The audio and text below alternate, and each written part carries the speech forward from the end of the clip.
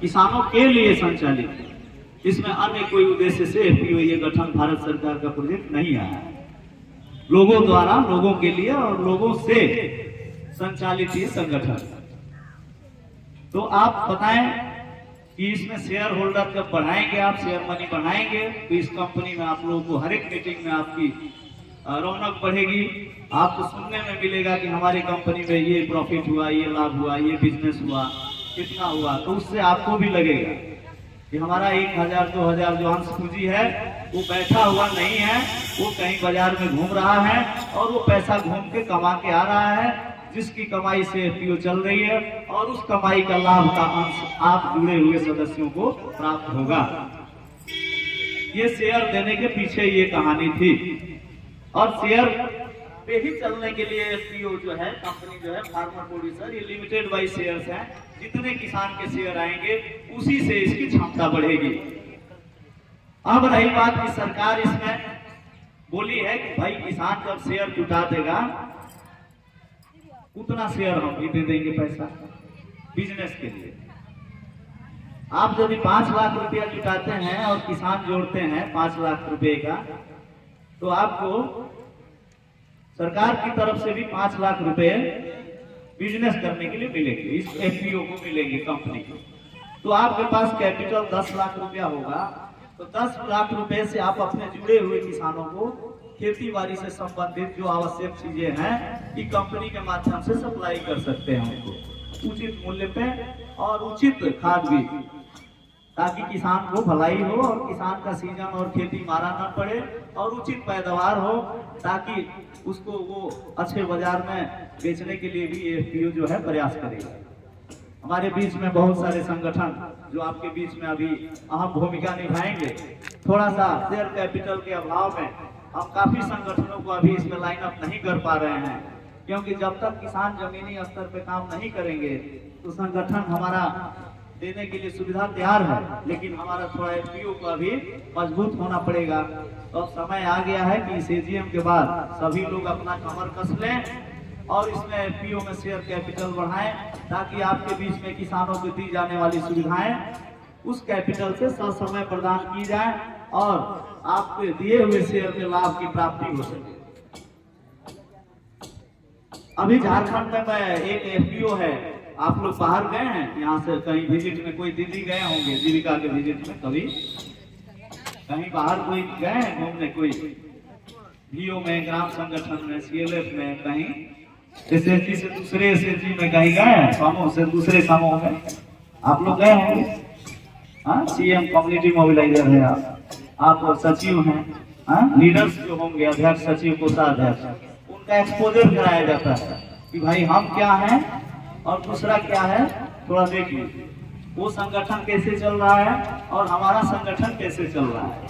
ये दिखाने से दोनों समूह में समझ बनती है, जो थोड़ा पीछे रहता है वो सीख करके आगे बढ़ने का प्रयास करता है। इस एफपीओ में भी आप लोगों को जुड़े हैं, तो इसमें जो बोर्ड ऑफ डायरेक्टर्स हैं, इनकी साल में इनकी प्रशिक्षण है, वो देना है, इनको बताना है, समझाना है, ये सारी चीजें होंगी, हुई भी हैं, होना होंगी, फिर से होंगी, हर साल होनी है, वो होंगी, ताकि बोर्ड में भी समझ बने और बोर्ड से जुड़े हुए सदस्य जितने हैं उन सदस्यों को भी बोर्ड अच्छा से अपनी एफपीओ का कॉन्सेप्ट और सिद्धांत को समझा सके और किसानों को जोड़ सके, और जोड़ने के बाद इसमें शेयर कैपिटल मोबिलाइज हो सके, जिससे कंपनी आर्थिक रूप से सभी सदस्यों को मदद करना शुरू करे और लाभ कमाने की प्रक्रिया जारी करे। तो ये चीजें हैं। अभी झारखंड में मैंने 12 एफपीओ बनाया है 2018 में जेएसएलपीएस के माध्यम से। मैं विश्व बैंक का सपोर्टेड स्कीम था, ये तो आपका भारत सरकार सपोर्टेड स्कीम है, वो विश्व बैंक ने उसमें अंगुली पकड़ के खड़ा कराया। महिलाओं का कंपनी है, वो सिर्फ महिला किसान है और उसमें महिला डायरेक्टर है, पुरुष नहीं है उसमें। वो आपका उसमें वीओ के लीडर्स हैं, सीएलएफ के लीडर्स हैं, उनका बोर्ड में चयन हुआ, वो कंपनी बनी। एक बेर 30,000 उसमें शेयर होल्डर जुड़े, अब 30,000 अपुणे 1100 गिन लीजिए कितना हुआ, 3 करोड़। 3 करोड़ उनका पहले ही शेयर कैपिटल आ गया। 3 करोड़ उनका किसान का पैसा खाते में, कंपनी के खाते में आ गया। 3 करोड़ सरकार भी दे दिया। उनका कैपिटल पूंजी कितना हुआ? 6 करोड़। अब 6 करोड़ से वो बिजनेस कर करके अभी उनका कितना है पूंजी? 34 करोड़। 30 और 4 34 करोड़। और 100 करोड़ का उनका साल में बिजनेस करने का ये है प्लान। हम 100 करोड़ का बिजनेस 1 साल में करेंगे। 1 साल में ऐसी वस्तु खरीदेंगे जो किसानों को बेचेंगे, और किसानों का उत्पाद ऐसा खरीदेंगे जो हम बाहर बेचेंगे। ये उनका बिजनेस प्लान है। एक ऐसी कंपनी है हजारीबाग में, आप जाएंगे, नारी चूरचू करके, जो मैंने बनाया था, चूरचू ब्लॉक हजारीबाग में। तो उसमें उसका तरबूज, गर्मी में तरबूज आता है ना, ये तरबूज बेचने के लिए 4.5 करोड़ का उसका बिजनेस प्लान था।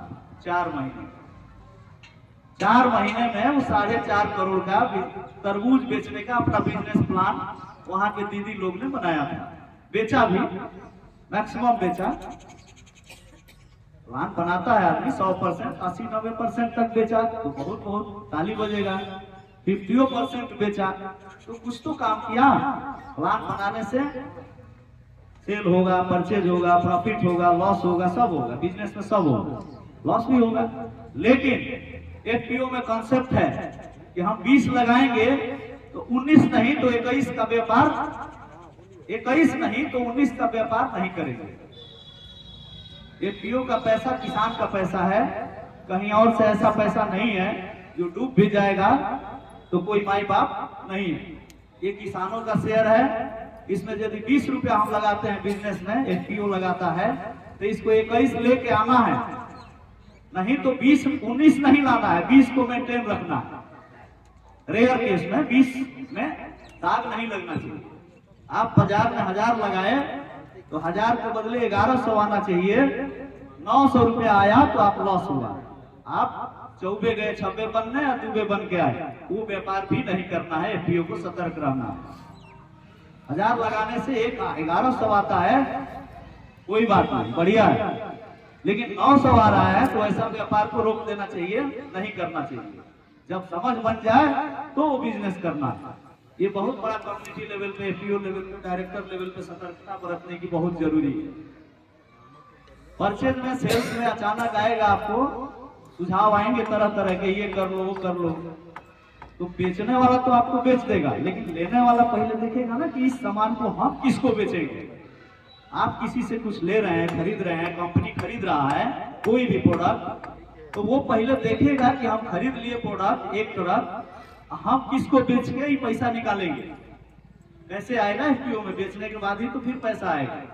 तो ये चीज बोर्ड को सबको सलाह से सोच समझ के करना है। एक ऐसी ही एफपीओ हमने गुमला में